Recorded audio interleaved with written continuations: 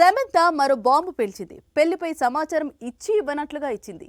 పిల్లలపై ఆసక్తి ఉందని ఇచ్చి ఇవ్వనట్లుగా ఇచ్చింది.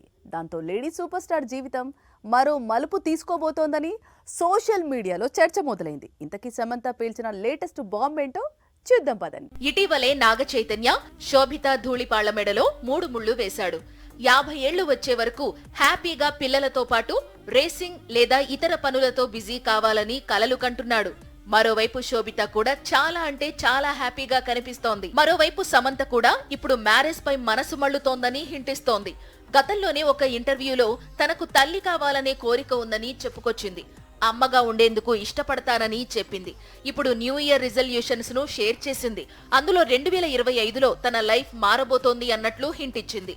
ప్రేమను అందించే భాగస్వామిని పొందనుందని, అలాగే పిల్లలు కూడా కలుగుతారని అందులో రాసి ఉంది. రీసెంట్ కామెంట్ ఇప్పుడు పెట్టిన పోస్ట్ బట్టి సమంత కూడా మ్యారేజ్ కు రెడీ అవుతోందని ఫ్యాన్స్ ఫిక్స్ అయిపోతున్నారు.